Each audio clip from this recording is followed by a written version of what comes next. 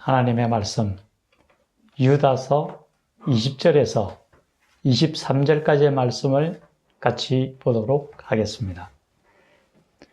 사랑하는 자들아, 너희는 너희의 지극히 거룩한 믿음 위에 자신을 세우며 성령으로 기도하며 하나님의 사랑 안에서 자신을 지키며 영생에 이르도록 우리 주 예수 그리스도의 긍휼을 기다리라. 어떤 의심하는 자들을 긍휼히 여기라. 또 어떤 자를 불에서 끌어내어 구원하라. 또 어떤 자를 그 육체로 더럽힌 옷까지도 미워하되 두려움으로 긍휼히 여기라. 아멘. 오늘 전할 말씀은 우리는 바른 믿음 위에 굳건하게 서야 한다는 것입니다. 지금 이 시간 주의 성령께서 우리와 함께 해 주시고 우리에게 가르쳐서 우리로 하여금 깨닫게 하셔서 이 시간 우리 모두가 은혜가 충만한 시간이 되기를 간절히 축원합니다. 오늘 성경 본문은 유다서입니다. 이 유다서를 기록한 유다는 야고보서를 기록한 사도 야고보의 형제간입니다. 유다와 야고보는 예수님의 육신의 아우들입니다. 이들은 처음에는 예수님을 믿지 않았지만은 예수님 옆에서 예수님이 행하시는 모습들을 보면서 차츰차츰 믿음을 가지게 되었고 결국 예수님이 부활하신 후에 그 부활하신 예수님을 만나고서는 아주 강한 믿음의 소유자가 되었습니다. 그래서 그 두 사람은 복음을 위하여 순교의 자리까지도 이르게 됩니다. 이 유다서는 그 중심 주제가 이단에 대한 경계와 바른 믿음에 굳게 서야 함을 권면하는 내용입니다. 오늘 이 시간 우리가 바른 믿음에 굳게 서기 위해서는 어떻게 행해야 하는가를 분명하게 깨닫게 되는 그런 귀한 시간이 되기를 간절히 바랍니다. 먼저 오늘 본문에서는 지극히 거룩한 믿음 위에 서라고 이야기합니다.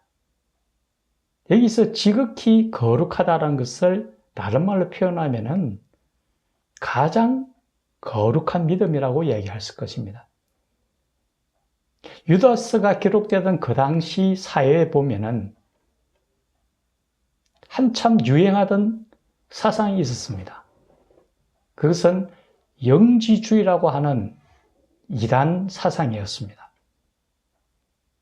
오늘 우리 옆에도 보면은 신천지라든지 JMS라든지 그야말로 이단들이 온갖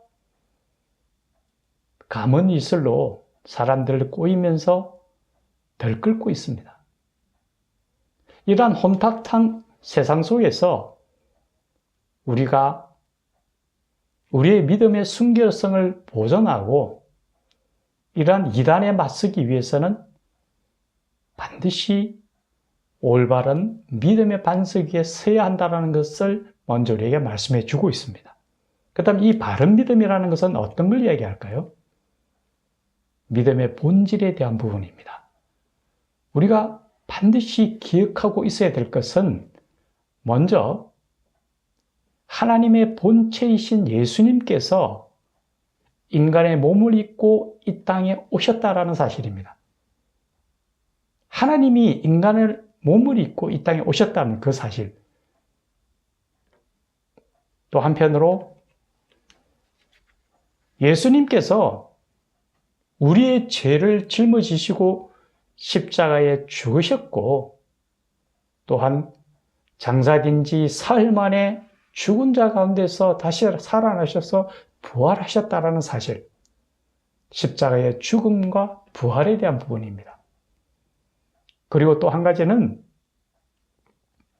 예수님께서 십자가에서 흘리신 그 귀한 보혈을 통하여 우리가 죄 사함을 받고 구원을 받았다. 예수님께서 우리 죄를 대신 짊어지시고 피를 흘려 주심으로 인하여 우리가 구원을 받았다는 사실. 뿐만 아니라 예수님께서 십자가에 죽기까지 우리를 사랑하셨다. 그 예수님의 그 지극하신 사랑. 아울러 예수님께서는 종말의 때에 우리를 이 땅을 심판하기 위하여 재림의 주로 오신다라는 사실입니다. 여기서 우리가 요즘의 상황을 바라보면서 더더욱 우리가 살펴볼 부분은 바로 재림의 주로 오신다라는 사실입니다. 예수님께서 처음 초림으로 주로 오실 때에는 우리를 구원하시기 위해서 인간의 몸을 입고 오셨을 뿐만 아니라 가장 낮은 자의 모습으로 이 땅에 오셨습니다. 땅으로 오셨다라는 거죠. 그런데 재림의 주, 심판의 주로 오실 때는 땅으로 오시는 것이 아니라 천군과 천사와 함께 천사장의 나팔 소리와 호령과 함께 하늘로부터 임한다고 분명히 성경은 기록하고 있습니다. 재림의 주님으로 오실 때에는 인간의 모습이 아닌 땅으로 오시는 게 아니라 하나님의 위엄과 영광 가운데서 하늘로부터 재림하신다고 이야기하시면서 모든 사람이 주님을 보게 되리라고 얘기합니다. 지금 요즘에 보면은 여기저기서 자신이 재림의 주라고 이야기하는 많은 사람들이 있습니다. 그 모든 사람들은 다 거짓입니다. 분명하게 성경은 말씀하고 있습니다. 이제 재림의 주님으로 오시는 예수님은 인간이 아닌 하나님의 모습으로 심판의 주로 임하시고 우리는 예수님 오심을 공중에서 맞이한다라고 분명히 말씀하고 있다는 사실입니다. 우리 잊어서는 안 됩니다. 혹여나 우리가 유혹을 받을까 두렵습니다. 절대로 이 땅에 재림의 주로 왔다는 사람들은 한 사람도 참된 사람이 없다라는 것을 우리는 분명하게 알아야 합니다. 두 번째로 오늘 본문에서는 성령으로 기도하라라고 말씀하고 있습니다. 성령으로 기도한다라는 것은 우리가 행하는 형식적이고 외식적인 기도를 이야기하는 것은 분명히 아닙니다. 성경에 보면은 기도하는 두 사람의 모습이 나옵니다. 한 사람은 바리새인이고 한 사람은 세리였습니다. 이 바리새인은 기도하기를 하나님 감사합니다. 저들과 같지 않음을 감사합니다. 저는 일주일에 2번씩 금식을 하고 10의 1조를 주님께 드리고 주님의 규례를 다 지켜 행하나이다 라고 기도합니다. 자신의 의를 드러내는 기도를 드리고 있습니다. 반면 세리는 주님 앞에 고개도 들지 못하고 멀찍이 있어서 자복하고 통회하는 마음으로 주여 용서하옵소서 죄인의 모습으로 고개를 들지도 못하며 기도를 드립니다.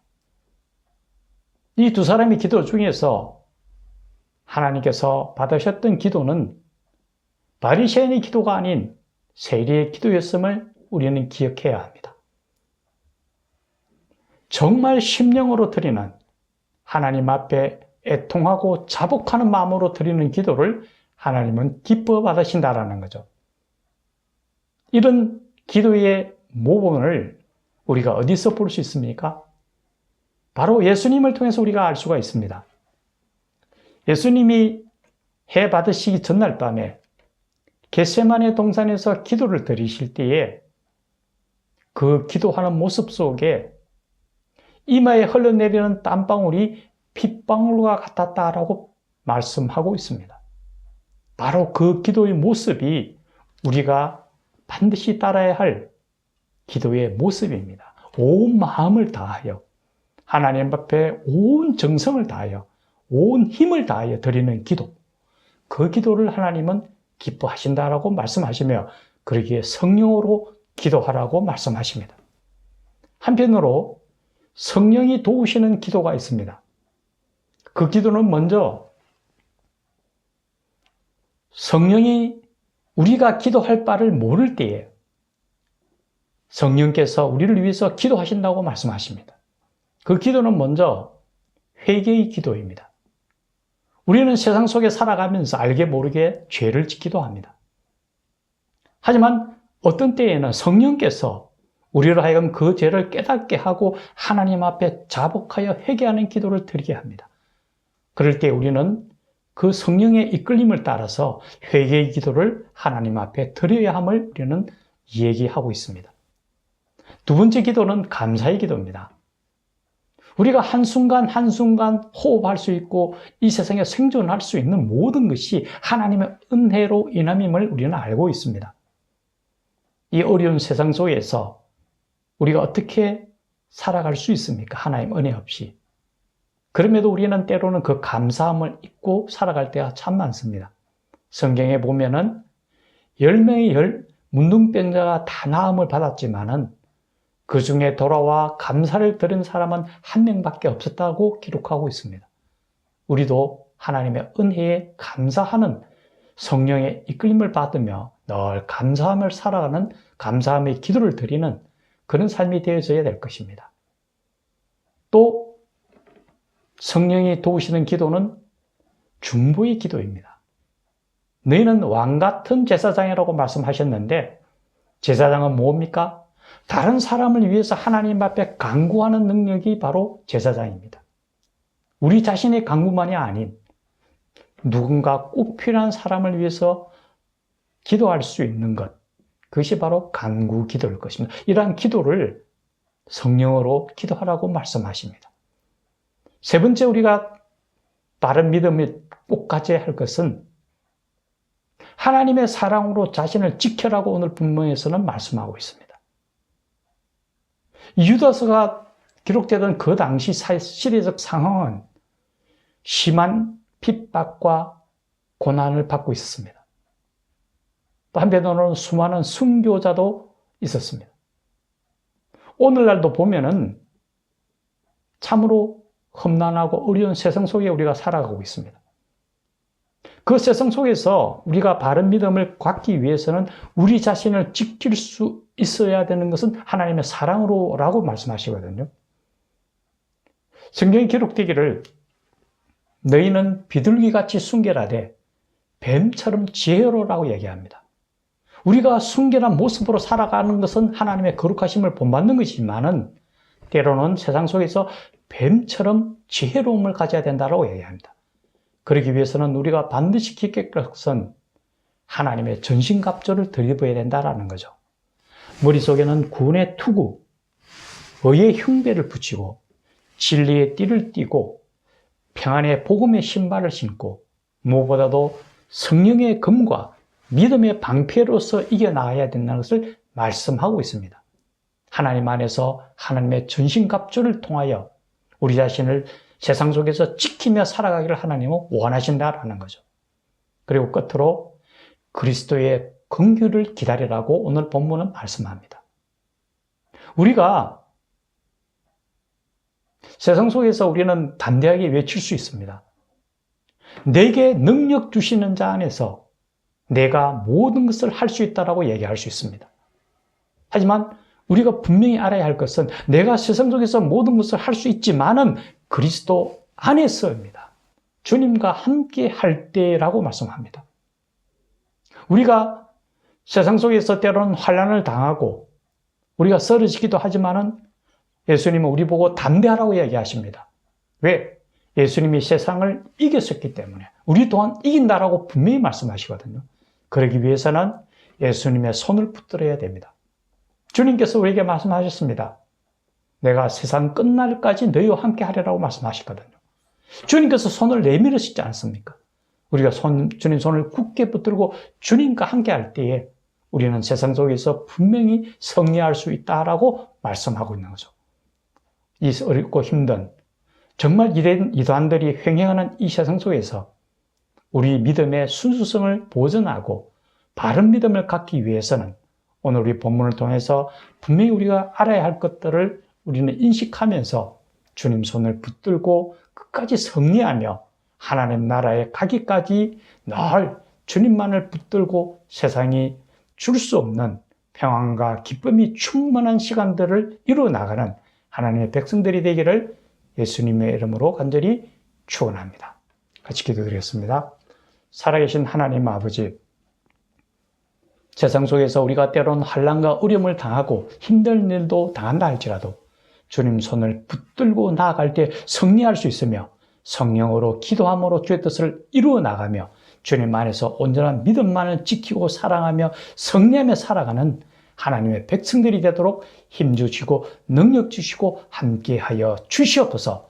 함께하신 주님께 감사드리며 예수님의 이름으로 기도드리옵나이다. 아멘.